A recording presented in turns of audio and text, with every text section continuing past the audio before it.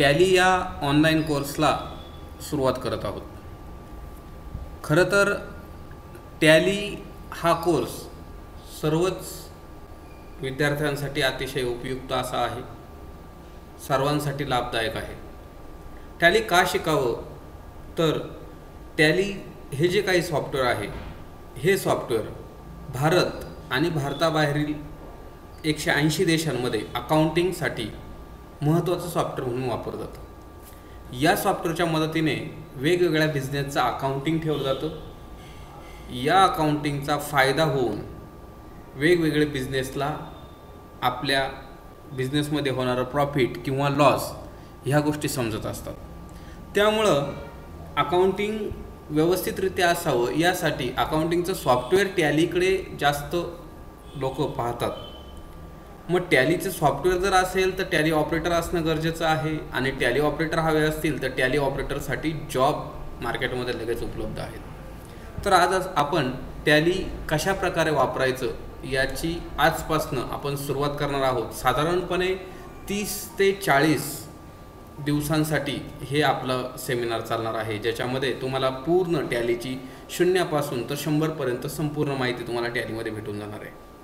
तर आपण पहिल्यांदा तर पाहूया की टॅली सॉफ्टवेअर ओपन कसं करायचं। डेस्कटॉपवरती आपण जाऊया आणि टॅली सॉफ्टवेअरला आपण डबल क्लिक करूया, तर टॅली सॉफ्टवेअर आपल्यासमोर ओपन होईल। टॅली हे जे सॉफ्टवेअर आहे हे संदीप गोयंका नावाच्या ज्या काही CA आहेत, चार्टर्ड अकाउंटंट आहेत, त्यांनी त्यांच्या टॅली सोल्युशन नावाच्या कंपनीने डेव्हलप केलेलं आहे। हे डेव्हलप केलेलं लायसन त्यांनी खरं तर विकण्यासाठी ठेवलेलं आहे। विकण्यासाठी 2 प्रकारचे लायसन्स त्यांचे उपलब्ध आहेत, एक आहे सिंगल युजर आणि एक आहे मल्टिपल युजर। सिंगल युजरची किंमत साधारणपणे 18,000 प्लस GST आणि मल्टिपल युजरची किंमत साधारणपणे 56,000 प्लस GST। पण हेच लायसन आपण शिकण्यासाठी पूर्णपणे फ्रीमध्ये वापरू शकतो। त्यासाठी आपल्याला वर्क इन एज्युकेशन मोडला जायचं आहे। जर का आपल्याकडं लायसन सॉफ्टवेअर असेल तर आपण इथनं ते ॲक्टिवेट करू शकतो, जुनं लायसन इथनं रिॲक्टिवेट करू शकतो, नवीन लायसन इथनं आपण भाडेतत्वावरती घेऊ शकतो, आणि लायसनमध्ये काही बदल करायचे असेल तर तेही करू शकतो। इन केस आपल्याकडं लायसन नाही आहे आणि पण आपल्या ऑफिसमध्ये ते लायसन आपल्याकडे आहे आणि आपल्याला घरी बसून ते लायसन वापरायचं आहे किंवा इथनं रिमोट लॉगिंग करायचं आहे, तर आपण हा फीचरसुद्धा टॅलीने आपल्यासाठी दिलेला आहे। तर आता आपण शिकण्यासाठी आपण टॅली वर्क इन एज्युकेशन मोड हा ऑप्शन वापरणार आहे।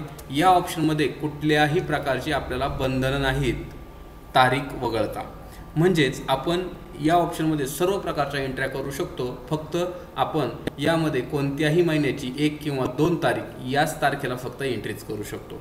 अशा प्रकारे आता आपण टॅली हे सॉफ्टवेअर ओपन केलं आहे, ज्याच्यामध्ये आपल्याला ह्या टॅली सॉफ्टवेअरबद्दल पूर्ण माहिती दिलेली आहे, ती आपण पाहून घेऊया। पहिलं तर आपल्याला दिसतं इथं प्रोडक्ट, म्हणजे आपण टॅलीचं प्रोडक्ट वापरतोय, टॅली ERP9। त्यानंतर आपल्याला इथं दिसेल टॅलीचं व्हर्जन जे आपण वापरतोय लेटेस्टमध्ये टॅली 6.6.3 ERP।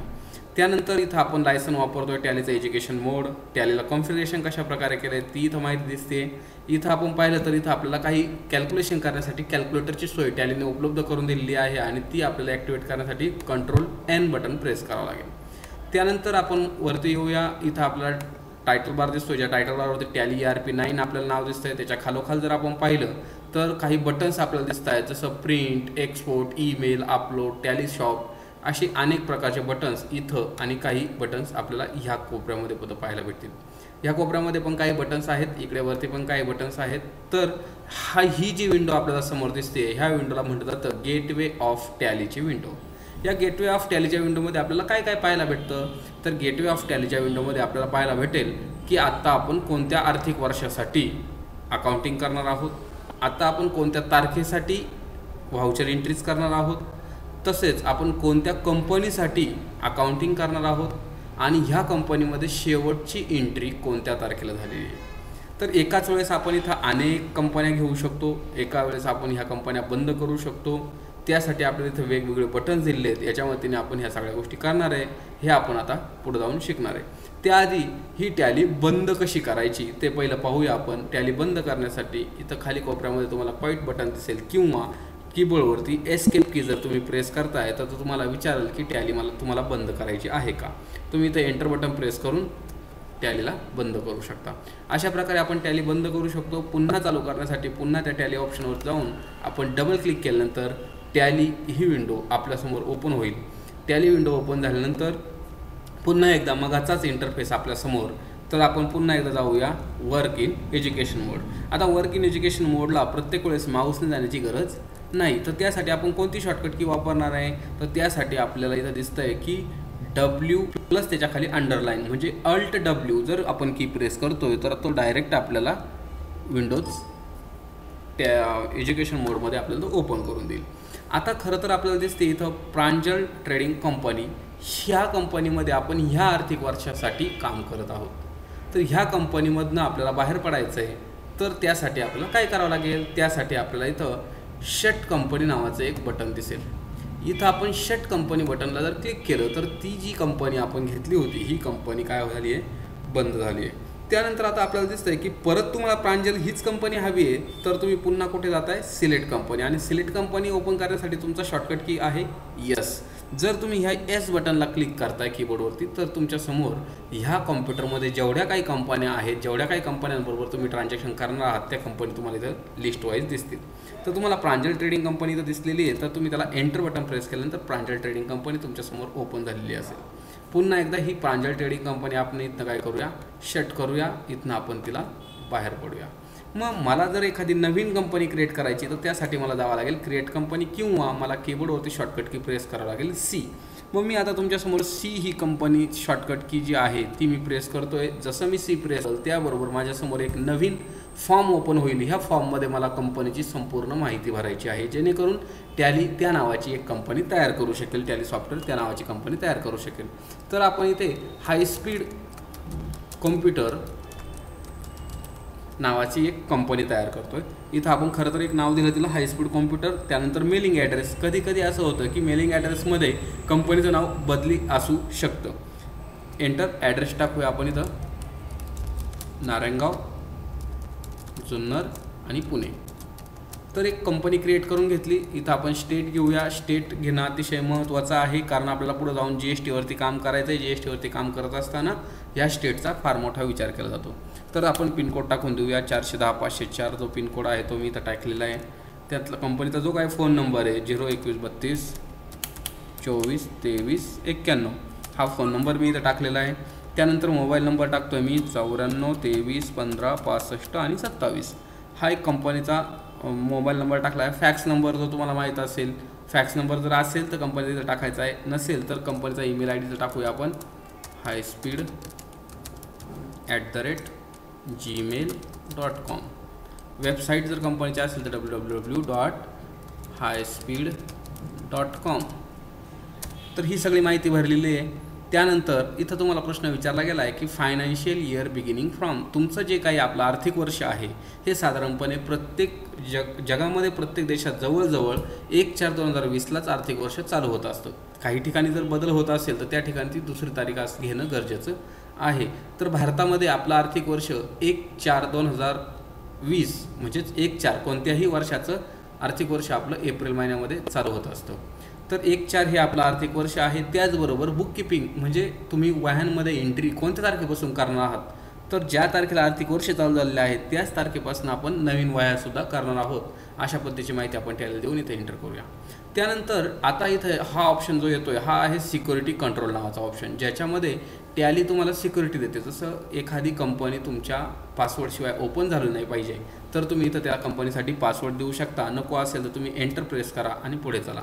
त्यानंतरचा ऑप्शन तुम्हाला विचारला जाईल यूज सिक्युरिटी कंट्रोल. म्हणजे जर एखाद्या मोठ्या कंपन्यामध्ये तुम्ही काम करत असाल तर त्या ठिकाणी कधी वेगळ्या प्रकारचे सिक्युरिटी कंट्रोल्स लावले जातात. जसं एखादा डाटा एंट्री ऑपरेटर असेल तर त्याला बॅलन्स शीट दिसली नाही पाहिजे, त्याला प्रॉफिट लॉस दिसलं नाही पाहिजे. अशा प्रकारच्या सेटिंग्स ह्या इथनं सिक्युरिटी कंट्रोल्सनं करून ठेवता येतात. त्या पुढे जाऊन आपण पाहणार आहोत. त्यानंतर आता जाऊया आपण की जे काही आपण बिझनेस करणार आहे तो बिझनेस खरं तर पैसे कमवणे किंवा करन्सी हा मुख्य उद्देश असणार आहे. त्यामुळं आपल्या ज्या करन्सीबरोबर आपण ट्रान्झॅक्शन करणार आहोत त्या ट्रान्झॅक्शनसाठी वापरल्या जाणाऱ्या करन्सीचा पूर्ण माहिती इथे पाहायला भेटेल. आपल्याला करन्सीचा सिम्बॉल आपल्याला इथे दिसला आहे, करन्सीचा फॉर्मल नेम आपल्याला इथे दिसेल, करन्सीसाठी ज्या काही गोष्टी गरजेच्या आहेत त्या सगळ्या गोष्टी आपल्याला इथं समोर पाहायला भेटतील. त्यानंतरचा इथला ऑप्शन आपल्याला पाहायला भेटेल की अपूर्णांकातली संख्या म्हणजे डेसिमल प्लेसेस आपण कोणते वापरणार आहात, तर ते 2 वापरणार आहेत आणि अपूर्णांकाला आपण पैसे असं म्हणणार आहोत. तर ही सर्व माहिती आपल्यासमोर आपण भरलेली आहे आणि माहिती भरून झाल्यानंतर जेव्हा आपण एक एक्स्ट्रा एंटर की बटन प्रेस करू त्यावेळेस आपल्याला ह्या स्क्रीनची माहिती ॲक्सेप्ट करायची का असा टॅलीकडनं प्रश्न विचारला जाईल। त्या केसमध्ये आपण जर यस करतोय तर ह्या नावाची कंपनी क्रिएट होईल, नो करतोय तर आपल्याला पुन्हा ते एडिट करायला देईल। तर मी आता इथे यस बटनला क्लिक केलं त्याबरोबर माझ्यासमोर एक हायस्पीड कॉम्प्युटर नावाची नवीन कंपनी तयार झालेली आहे, जिचं आर्थिक वर्ष आहे 1/4/2020 ते 31/3/2021 आणि आजचा तारीख 1 एप्रिल 2020 असं मला टॅली दाखवत आहे। आता ही कंपनी मला जर का बंद करायची असेल तर मला जावं लागेल शट कंपनी ऑप्शनला आणि इथनं कंपनी माझी शट झालेली आहे। मग मला शट केलेली कंपनी परत पाहायची तर मला जावं लागेल सिलेक्ट कंपनी ऑप्शनला। तर मला इथं 2 कंपन्या दिसायला सुरुवात झाली, एक प्रांजल आणि एक हायस्पीड। मग मी हायस्पीड कंपनीला क्लिक केलं तर पुन्हा एकदा माझ्यासमोर हायस्पीड कॉम्प्युटर ही कंपनी ओपन झालेली दिसेल।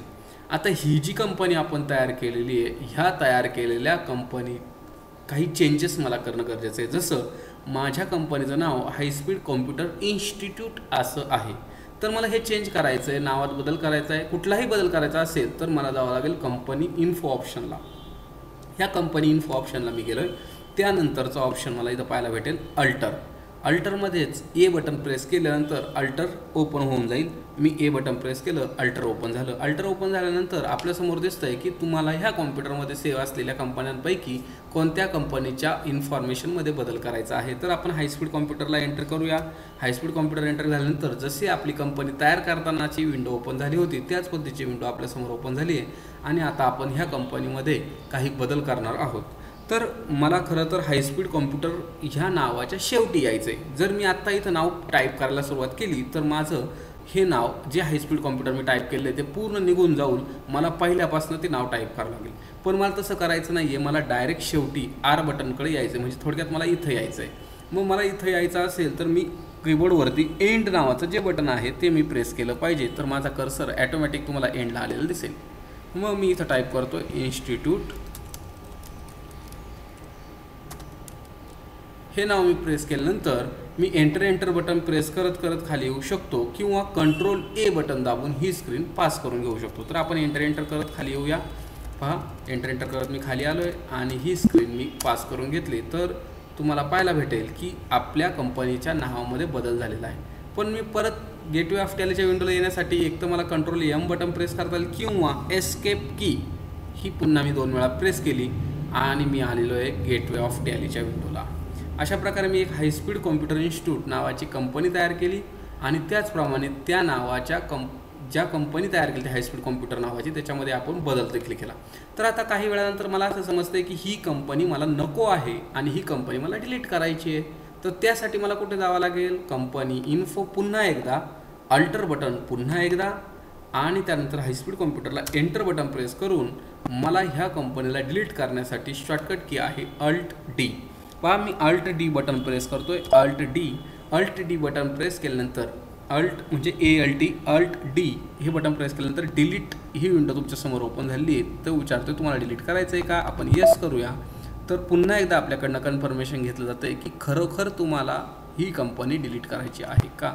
यस केलं, कंपनी पूर्णपणे डिलीट झाली। आता आपण जर सिलेक्ट कंपनीला जातोय तर इथं तुम्हाला हायस्पीड कॉम्प्युटर इन्स्टिट्यूट नावाची कंपनी दिसणार नाही आहे। तर मित्रांनो आज आपण टॅलीमध्ये एखादी कंपनी कशा प्रकारे तयार करायची, त्या कंपनीच्या माहितीमध्ये बदल कशा पद्धतीने करायचा, तसेच ती कंपनी डिलीट कशी करायची ह्या गोष्टी शिकलेलो आहोत। पुढच्या जे काय आपलं लेक्चर होणार आहे त्यामध्ये आपण या पुढचा भाग नक्कीच शिकणार आहोत। तर असेच नवनवीन व्हिडिओ पाहायचे असतील, टॅली शिकायचं असेल तर आपला चॅनल नक्की सबस्क्राईब करा। धन्यवाद।